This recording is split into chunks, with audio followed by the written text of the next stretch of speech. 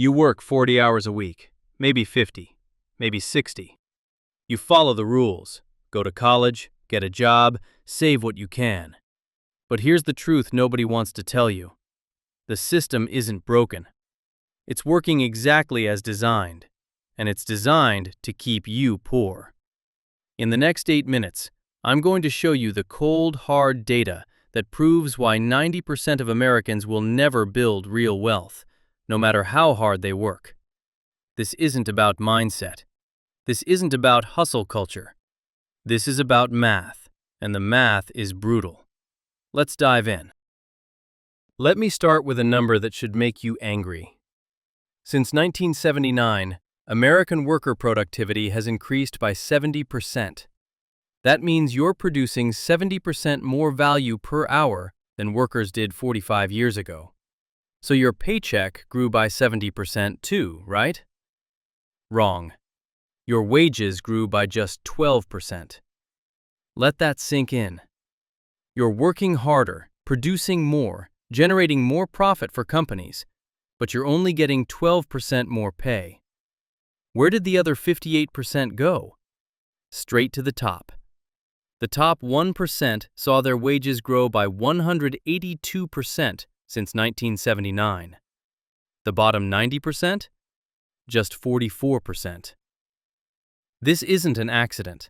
This is the result of specific policy decisions, union busting, tax cuts for the wealthy, and deregulation that transferred wealth from workers to capital owners. And here's the kicker. While you're producing more than ever, your buying power is disappearing. Let's talk about the American dream. Owning a home, raising a family, retiring comfortably. Today, to afford a typical home, you need an income of $121,400 per year. The average American earns $84,000. That's a $37,000 gap. You literally cannot afford the American dream. But it gets worse. 68% of Americans now live paycheck to paycheck. Not because they're irresponsible, but because costs have exploded while wages stayed flat. Student loan debt? $1.81 trillion across 42 million borrowers. The average graduate owes $39,375 before they even start their career. Healthcare premiums? Rising 7 to 18% per year. Childcare? $1,200 per month in many cities. Add it all up, and the so-called American dream now costs over $5 million over a lifetime. On an $84,000 salary, that's mathematically impossible. You can't save your way out of this. You can't budget your way out of this. The system has priced you out of wealth building entirely. Now here's where it gets really ugly. While you're working harder for less, the stock market has been on a historic run. The S&P 500 has generated massive returns. But here's the problem. 57% of Americans own zero stocks. None. Not a single share. Why? 45% say they don't have enough money to invest. 39% say they lack the knowledge. This is the trap. You need money to make money. And if you don't have surplus income after paying rent, student loans, healthcare, and groceries, you're locked out of the primary wealth-building mechanism in America. Meanwhile, 88% of households earning over $100,000 own stocks. Only 19% of low-income households do. The wealthy get wealthier through compound returns.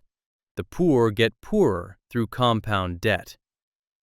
From 1989 to 2022, just 33 years, the top 0.1% accumulated $39.5 million per household. The bottom 20%? They gained $8,500. That's a 4,647 to 1 ratio. 3 decades of economic growth, and the bottom fifth of Americans got nothing. But what about the American dream? What about working your way up? Here's the most damning statistic of all. If you were born in 1940, You had a 92% chance of earning more than your parents. If you were born in 1984, that probability dropped to 50%. 50%. A coin flip. The promise that each generation would do better than the last? Dead. And it's not because millennials or Gen Z are lazy. It's because median household income hasn't grown in 40 years, while the cost of everything has tripled. You cannot out-hustle systemic wage stagnation. You cannot out-grind a housing crisis. You cannot manifest your way past $40,000 in student debt. The system is not designed for your success. It's designed for wealth extraction. So why is this happening? Because policy choices over the last 40 years have systematically favored capital over labor. Capital gains taxes, taxes on investment profits, were cut from 28% to 15%. That means someone making $10 million from investments pays a lower tax rate than a teacher making $75,000 from work. Union membership collapsed from 35% to under 10%, destroying workers' bargaining power. Housing construction dropped after 2008, creating an artificial shortage that drove prices through the roof. Student loan debt exploded because education funding was slashed. These aren't natural market outcomes. These are choices. And those choices created the world we live in now. A world where the top 10% owns 67% of all wealth, while the bottom 50% owns just 2%. Now here's what this means for you. If you're waiting for hard work alone to make you rich, you're going to be waiting forever. If you're blaming yourself for not being wealthy yet, stop. The deck is stacked against you. The average American will never be rich, not because they lack discipline, intelligence, or ambition, but because the system is specifically designed to prevent it. So what do you do with this information? First, stop believing the lie that you're failing. You're not. The system is. Second, understand the game. Build financial literacy. Invest what you can, when you can. Even small amounts compound over time. Third, demand change. Support policies that raise wages, make housing affordable, and tax wealth fairly. The American dream isn't dead because Americans stopped dreaming. It's dead because the rules were rewritten to benefit the few at the expense of the many. Now you know the truth. What you do with it is up to you.